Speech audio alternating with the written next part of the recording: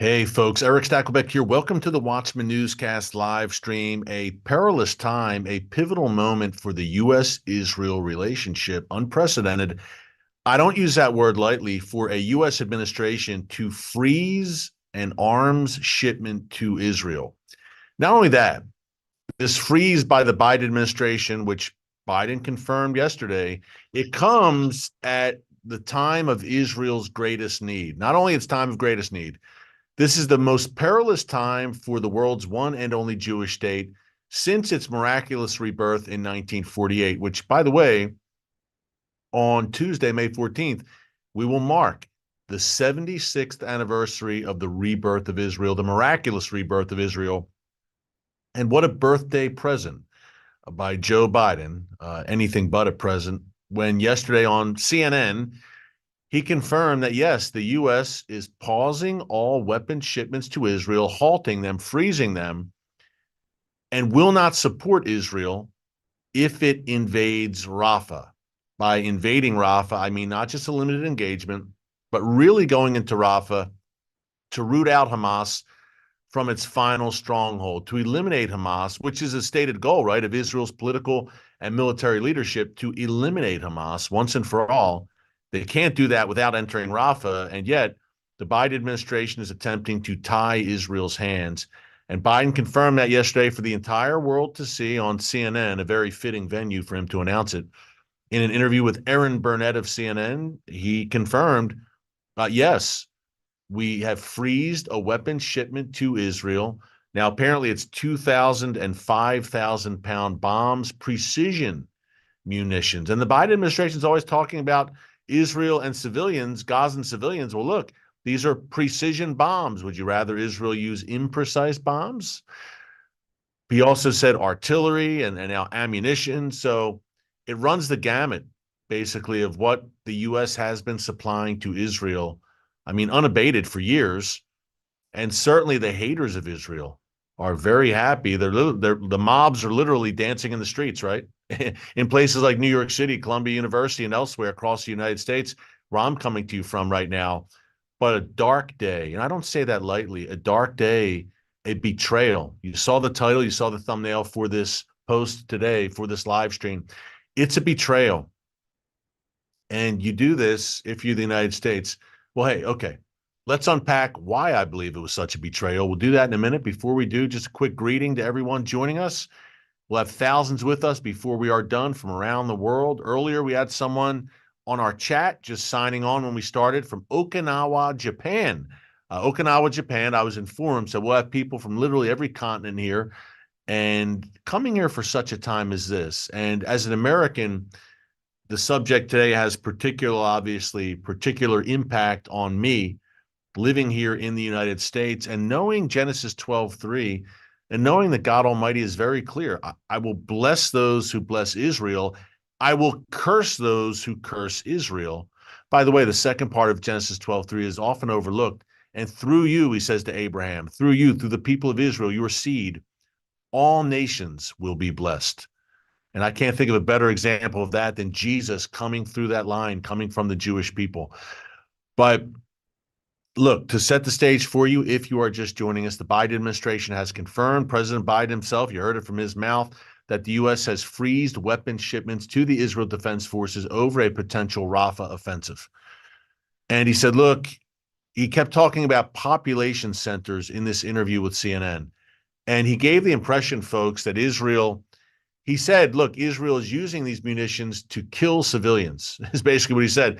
He gave the impression that Israel is running roughshod, running wild through Gazan population centers and just haphazardly and wantonly killing Palestinian civilians. And we have, blood on our hands. We're giving them the weaponry to kill civilians as if Israel is intentionally targeting civilians with U.S. weapons. It's madness and it's a lie. And he knows that's not true. That's number one. That's one takeaway for you. Number two, he said it's wrong what Israel is doing. We'll unpack that as well, why he's wrong about that. Number three, he said, look, we'll still help supply Israel with defensive capabilities. Iron Dome will continue to bolster the Israeli missile defense system, but no offensive weapons. no offensive weapons for Israel, and no support whatsoever of any Israeli operation in Rafah. This is the President of the United States, folks, at a time, again, of Israel's greatest need, when Israel is surrounded on all sides by existential enemies. Now is the time. You choose to throw Israel under the bus. That's exactly what Biden did. He threw Israel under the bus. There's no other way to see it. In Israel's time of greatest need, you can tell who your true friends are when the chips are down. Well, this is the most perilous time again for Israel in its modern existence. And let's separate the American people, by the way, from the radical left in this administration in DC right now in the White House, and from the radical leftist protesters on college campuses and in big cities like New York, Chicago, Philly, etc. Folks, poll after poll shows, and still, we shared a poll last week, that the overwhelming majority of the American people still support and stand with Israel. Harvard University, which is one of the scenes, an Ivy League school, one of the scenes of these pro-Hamas mobs over the past few weeks, Harvard jointly released a poll last week, a survey that found that 80% of Americans support Israel's war to crush Hamas in Gaza, and 72% support a Rafah invasion. That's from Harvard, so it's not exactly a conservative bastion, needless to say. So what you see here, folks, is a good majority of Congress, the Senate, the House, still support Israel. The American people still support Israel. The problem comes with the White House. The problem comes with the squad and the radical far left faction in the U.S. House. And the problem comes with Generation Z. I'm not all of Generation Z, but a chunk of Generation Z, the social justice warriors who hate Israel and are very vocal on college campuses. But folks, that you might see the footage on TV and think that's how it is in the United States. The United States has completely turned against Israel.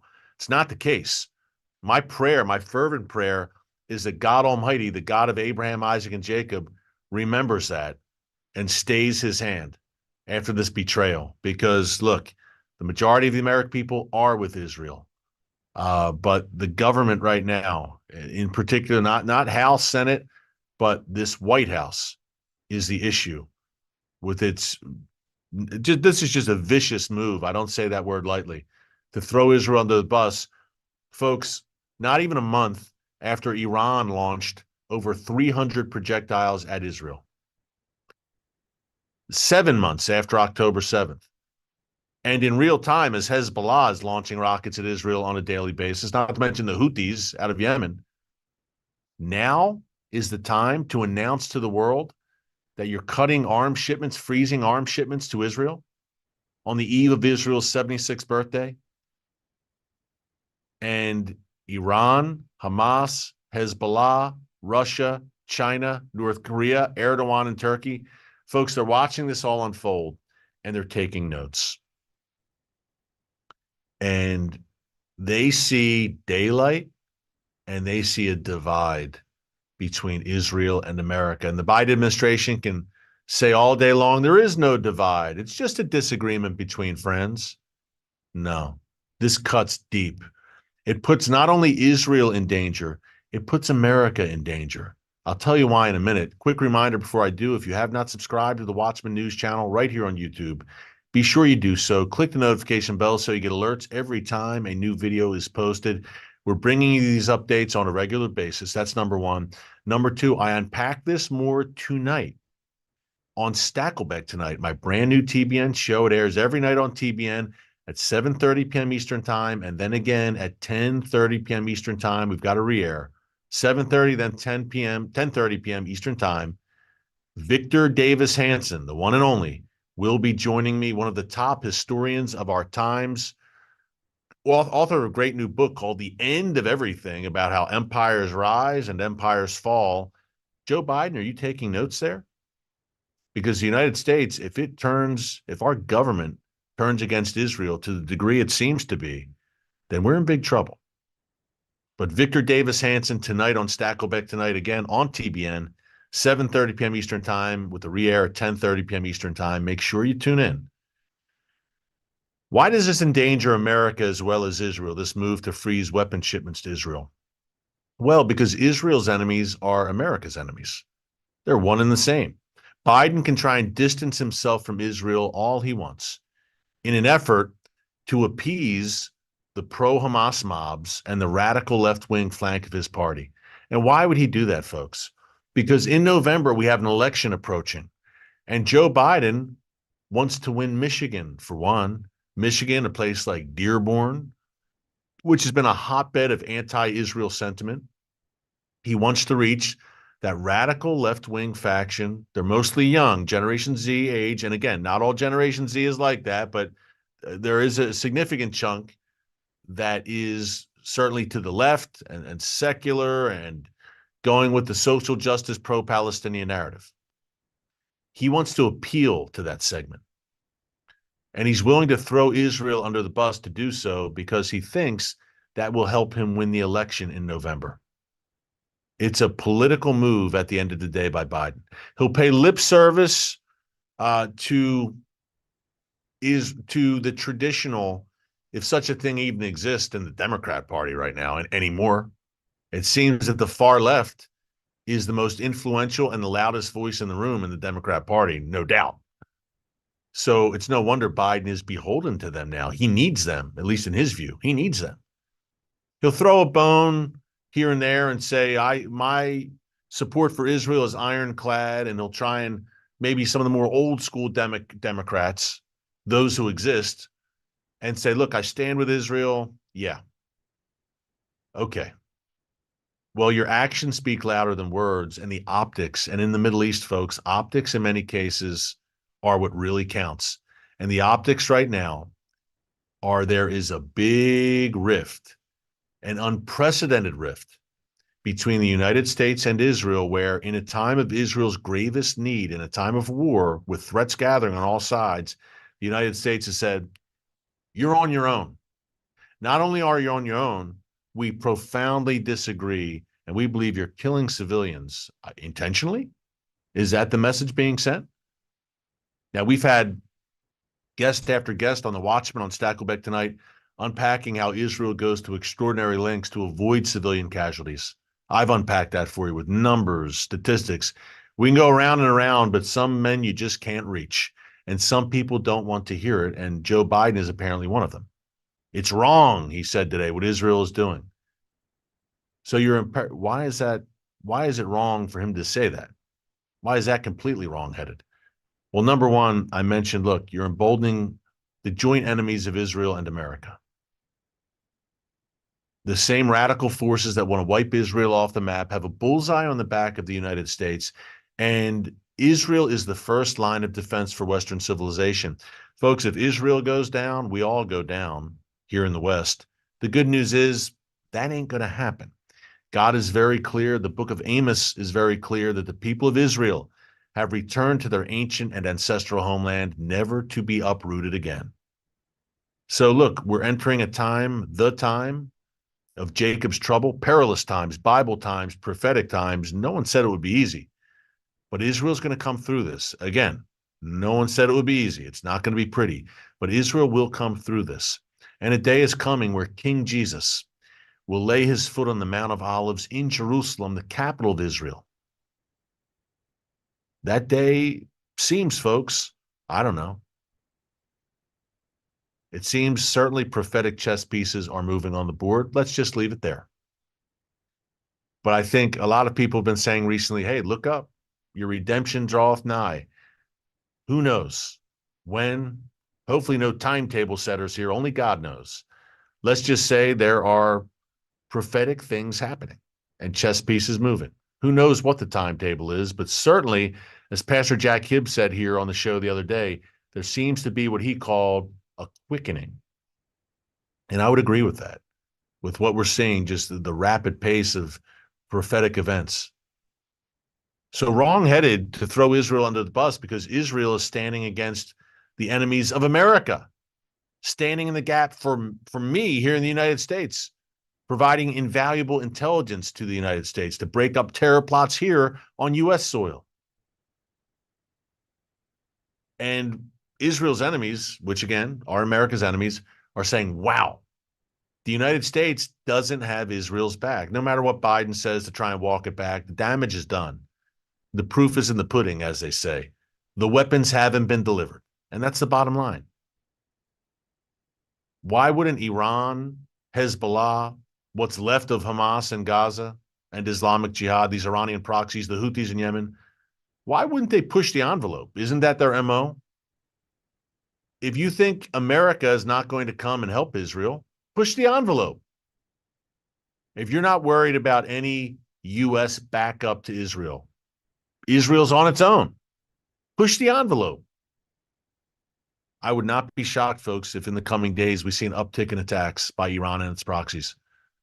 Maybe not Iran directly, but certainly its proxies, maybe upping the ante, so to speak, and saying, Israel, now you're in their view, your great defender, the world's most powerful military, your greatest ally, has abandoned you. You're ripe for the picking. We're licking our chops now. They forget that Israel's never alone. The God of Israel, the God of Abraham, Isaac, and Jacob, neither slumbers nor sleeps. And before this is all said and done, he'll have a lot to say about Israel's enemies and a lot to say to them and more. So Israel's not alone. But in the physical, in the natural, it may feel like that at times. It may feel like Israel is isolated and alone. Although Israel's certainly not. I mean, it's a bad thing, obviously, in the natural that the United States is throwing it, at least the government, not the people, is throwing Israel under the bus.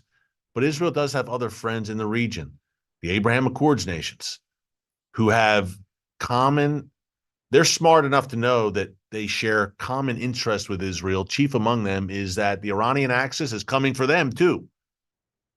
The Biden administration apparently either doesn't realize that or doesn't want to acknowledge it, and doesn't want to acknowledge it because Joe Biden doesn't want a war in advance of November. It would get very messy before the election.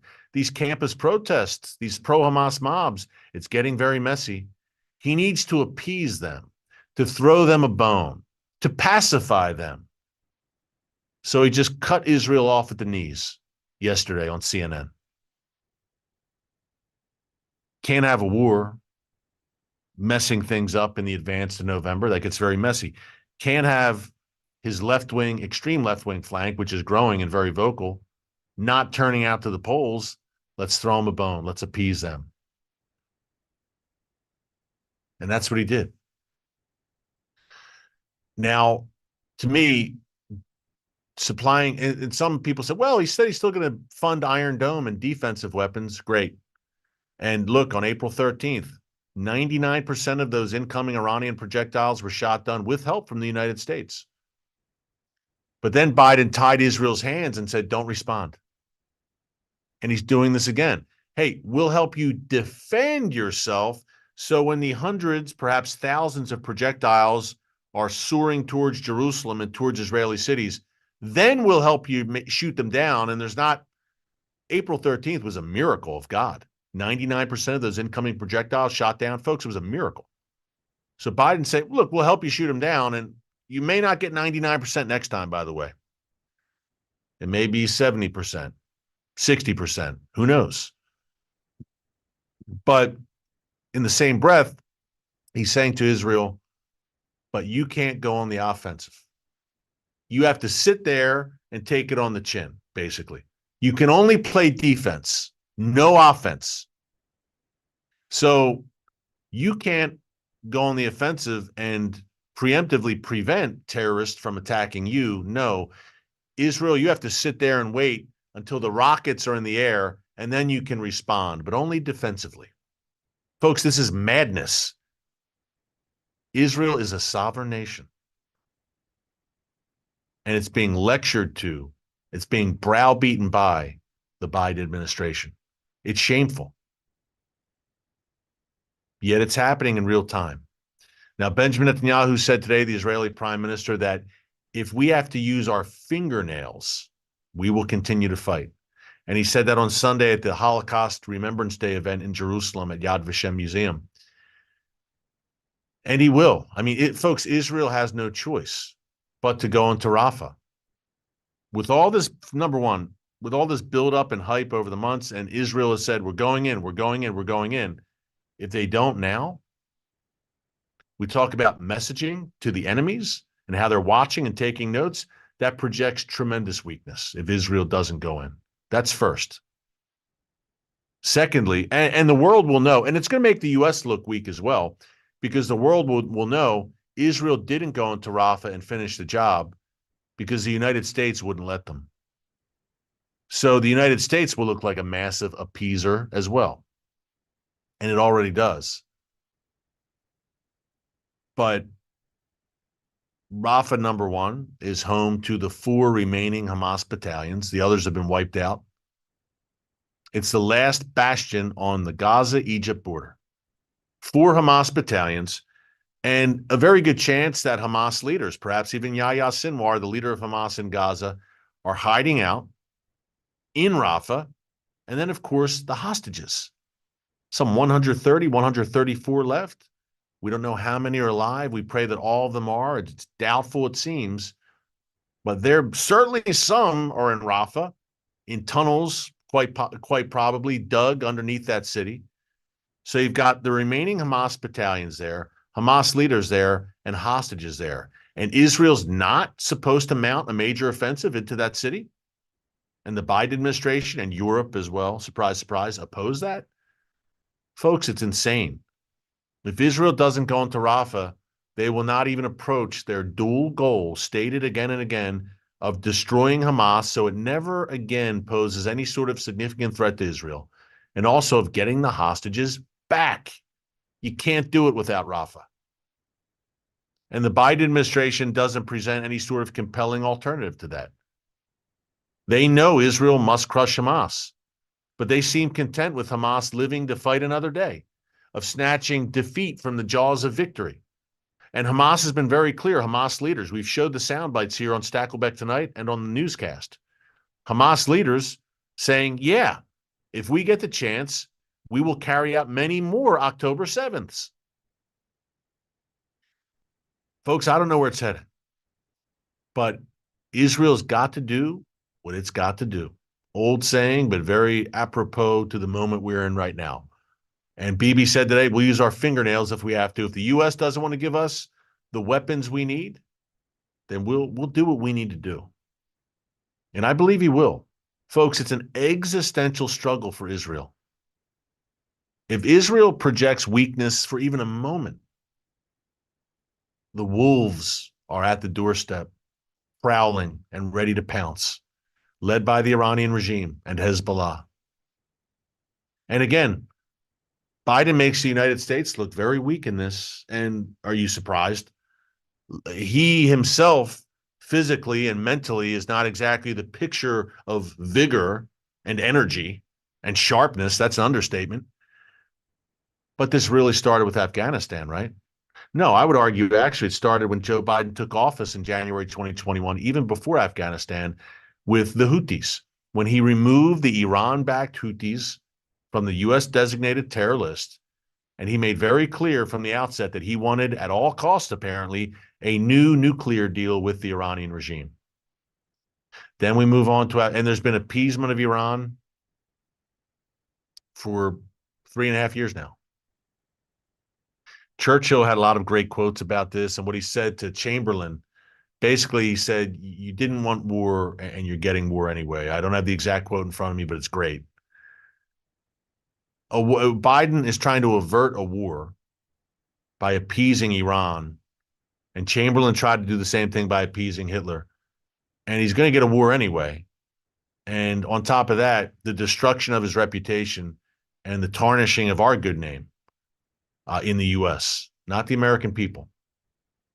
Big distinction. And the appeasement strategy being used here, folks, if you know history, a shred of history. And again, Victor Davis Hanson, preeminent historian, is on the Stackleback Tonight show tonight on TBN. Don't miss it. 7:30 p.m. Eastern Time and 10:30 p.m. Eastern Time on TBN. If you know a shred of history, you know where this leads. And the barbarians are not just at the gates, they're inside the gates. I present to you Columbia University, MIT and UCLA, where we've seen pro-Hamas mobs running roughshod. I present to you the elections in the UK last weekend. Did anyone see that? Some of the city councillors in places like Leeds in the UK who were elected yelling Allahu Akbar and Free Palestine. Yeah, that's the UK. The gospel used to go out from Great Britain. Maybe it will again one day. Maybe we'll have revival. That's our prayer, right? And we'll continue to pray for that. But a precarious time right now, a very dangerous time. Folks, I won't sugarcoat it for you. But Israel's committed to the end game and to the end goals. If Netanyahu were to pull up short here and not finish the job with Hamas, his government, number one, wouldn't last very long. And number two, it would be open season on Israel by Israel's enemies. They would think Israel doesn't have the stomach to finish the fight. And they would see Israel as ripe for the pickings. I don't think that's going to happen. Bibi is a student of history, speaking of which, he knows how high the stakes are. This is it. Israel's existence is on the line. He knows that. It's an existential struggle against demonic, evil, cruel forces. So, the United States, I believe, one of the reasons, and I'm an American, I'm in the United States right now, love my country, man. It's a blessing. I won the lottery, as they say, to be born here. Well, God planted me here, but you know what I mean. This nation has been highly favored throughout the centuries. And man, oh man, one reason, I believe a major reason, is because we have blessed Israel. Because the U.S. has been a stalwart friend, by and large, to Israel over the years, over the decades. If that suddenly changes, and we have an anti-Israel posture coming out of the United States, man, oh man, wow, that's playing with eternal fire for our nation. I'm heartened by the fact that the American people are not where this administration is. And you might say, why are you getting political? I usually don't get into politics. This whole live stream, you've been bashing the administration. Well, folks, it's hard not to do. This is a current events channel from a biblical perspective. This is what's happening. This is the big story. The U.S. government just threw Israel under the bus. And there's no other way to say it. And now as the dust, let's see the ripple effects now. And we're standing back and we're watching. But you know what? We're going to continue to pray. I'm going to continue to pray for this nation, where I'm sitting right now, the United States, for wisdom, discernment, for sons of Issachar, real leaders, to emerge in this election year across the board. The sons of Issachar, First Chronicles talks about 200 men who surrounded King David, who knew the signs, knew the times, knew what Israel should do about it. I pray that for Israel today, number one, but also for the United States in the modern day. And look, Bibi, they're trying to push him up against the wall. The elites and the White House and Europe with threats and withholding aid. Okay. Pray for Bibi to have the wisdom, he and his cabinet to have the wisdom of Solomon and a spine of steel. Boldness, and to put his trust not in horses and chariots, but in God Almighty, the God of Israel. He's there with open arms waiting. So Israel's going to be just fine. Don't fret and don't be anxious for nothing. It's not going to be easy. No one said it would. Jesus certainly didn't. But Israel is going to be fine. They will get through this very difficult period. And I believe Israel, no, I don't believe, I know that Israel's best days lie ahead. And God has a great plan for that nation. Again, not going to be easy the days to come, no doubt. But God is on the throne. So you should take heart. Hey, thanks so much for joining us here today on the Watchman Newscast live stream. Until tomorrow, God bless you. And remember, never hold your peace. Hey everyone, thanks for checking out the Watchman Newscast. Make sure you hit the subscribe button so you never miss an upload, and tap the bell icon so you're notified every time a new video is posted. And don't forget to share your thoughts, insights, and comments below. Thanks for watching. We'll see you back here tomorrow.